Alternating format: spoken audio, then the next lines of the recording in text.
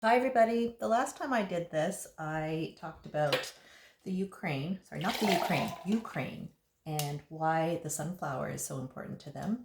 So today I decided to bring it a little closer to home and talk about the maple leaf and why did that become a symbol of Canada? I mean, obviously there's maple trees everywhere, but there has to be more to it than that. And I discovered that it's got a bit of a history. So, of course, the maple leaf recently has taken, at least our flag anyway, has taken a bit of a beating. First last year when the tragedy of the residential school graves were starting to be found, which is horrible. And then this year it took a bit of a beating with a lot of yahoos using it as their symbol of freedom. So let's take it back, and this is how I'm starting to do that. So it turns out, of course, that the maple leaf was, of course, it was, it's instantly recognized around the world as a symbol of Canada. You see a maple leaf and you think Canadians instantly. And why is that? Well, of course, the Indigenous people really valued this tree and the sap, and of course, what they can make from the sap. Maple syrup is a thing. And they taught this to the settlers, both the French and the English.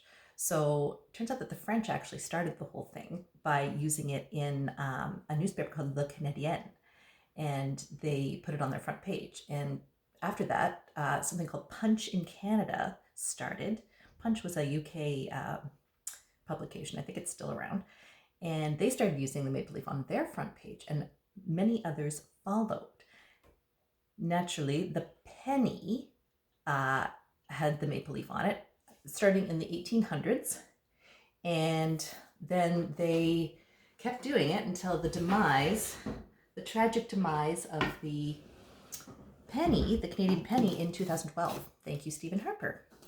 So, and then in 1867, the song "The Maple Leaf Forever" was written by Alexander Muir, and that became sort of an unofficial anthem for Canada until "O Canada" showed up finally. And I actually prefer the song "The Maple Leaf Forever," but it's very colonial, shall we say, and it's very English and very all things that really don't matter anymore. So we've got "O Canada," and that's a good thing. 1 second.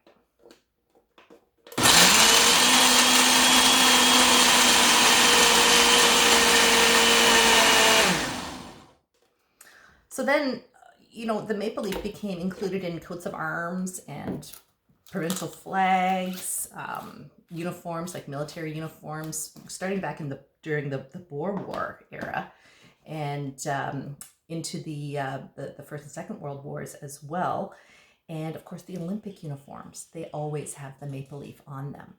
And Lester B. Pearson, a great prime minister, Lester B. Pearson, not only did he win the Nobel Peace Prize, but he also won, didn't win. He is responsible for the iconic maple leaf flag that we have today. And if you're interested in hearing a little bit about that, you can look up something called the Great Flag Debate, where there was quite a lot of controversy over not just the design of the maple leaf flag, but if we should have a new flag at all. Should we just be keeping the Union Jack? But I think we made the right decision. We have our own flag, and it is iconic. So it started with Indigenous people, not surprising, was adopted by settlers, and here we are with our beautiful maple leaves. So, when you're raking up the leaves this fall and you're hating every second of it, just let's be grateful for the maple leaf and our beautiful country. Okay, take care, everybody.